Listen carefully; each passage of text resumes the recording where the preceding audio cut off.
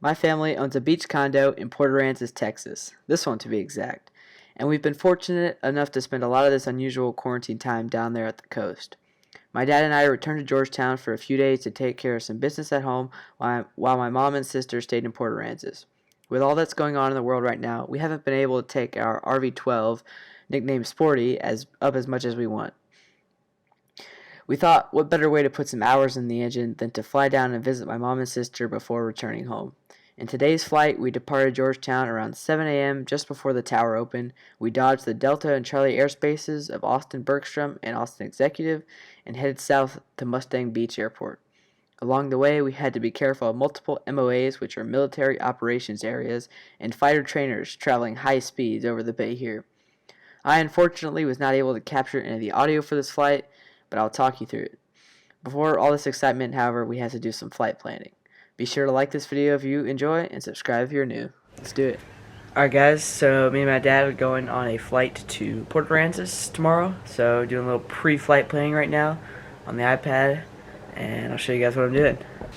Alright, so we're flying to Mustang Beach Airport. Hopefully the glare is not too bad. So we're flying VFR the whole way. Starting out at GTU right here. So we put a couple other airports in the flight plan just because we want to be kind of near the airports, just in case engine failure, something's wrong with our gas, any sort of emergency might require a landing like that. So we got just a couple other airports just kind of along the route, which is pretty nice. What we just did, we checked the NOTAMs, so we went to both airports.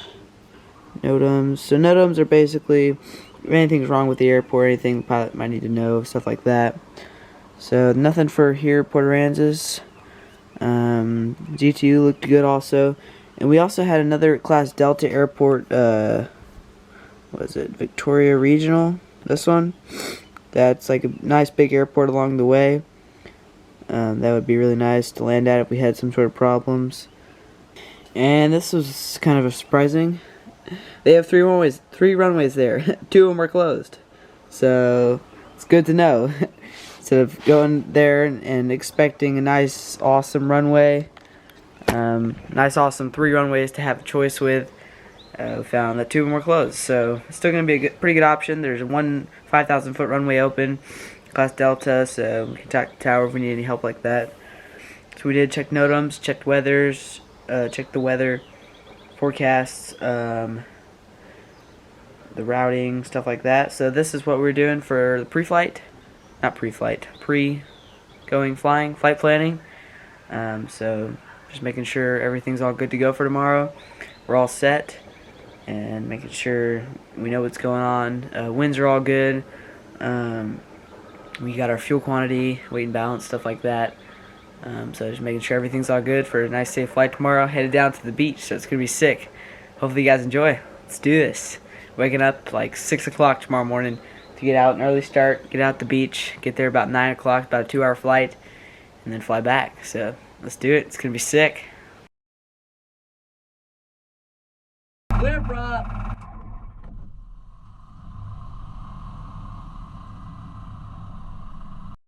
Alright, so we got out to the airport about 6:30 a.m. so we could take off before the tower opened at 7, because that's always fun just to be up for everybody.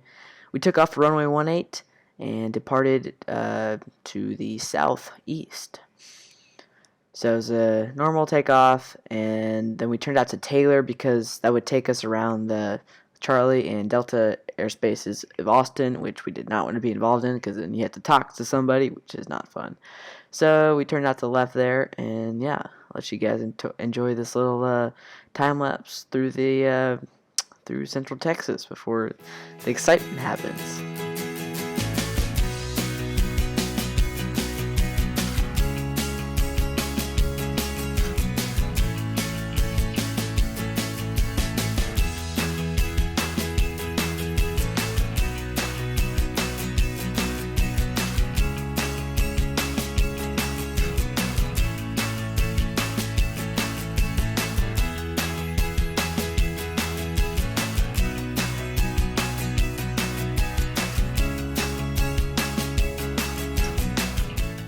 Alright, so I turned my cameras off here just to save some battery. When I turned it back on, we were in the clouds. So there was about a 2,000 foot overcast layer starting about Cuero, which is probably 3/4 of the way down towards Port Aransas.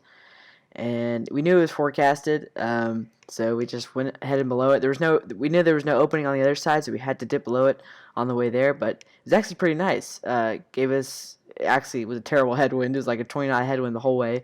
But it gave us some sun coverage, and we got some shade and stuff like that. So it was actually pretty nice, and we had that the whole rest of the way until right before Port Aransas we broke out and little sun rays. The clouds were still there, but got some sun rays, and it's pretty nice and relaxing.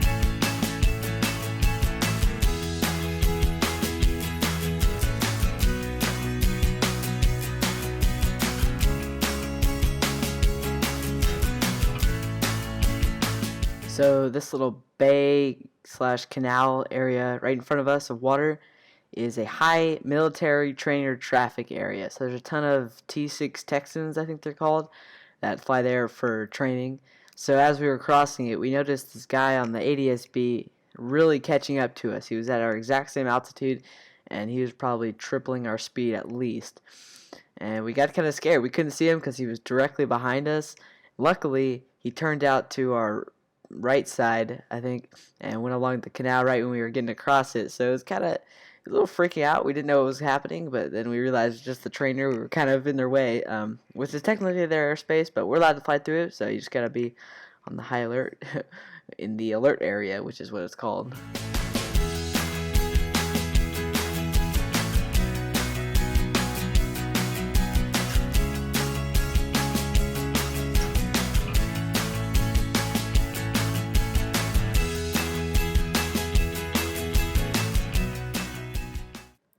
So we thought on the way there we would fly over our neighborhood down there. So we did. We made a little circle around it and then went up the beach up to Mustang Beach Airport. And that was really awesome, being able to see the beach, our neighborhood, everything, the whole town that we've lived or been for almost 10 years now from the sky. This was my first time flying down there. My dad has been there a couple times, but this was really awesome.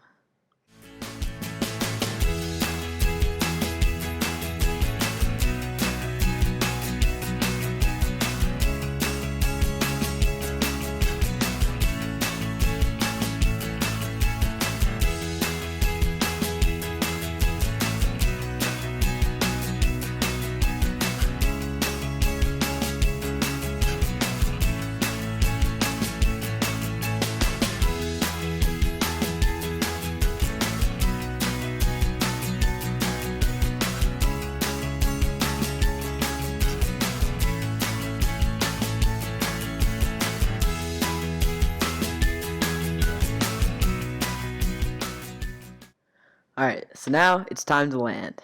So the runway that we were using at Mustang Beach was runway 12, left traffic. So we came in from the north and flew to the southwest of it, and then entered a kind of a crosswind-ish, so probably not perfect entry, but it's how we were coming. There's nobody else in the area, so we decided to do that.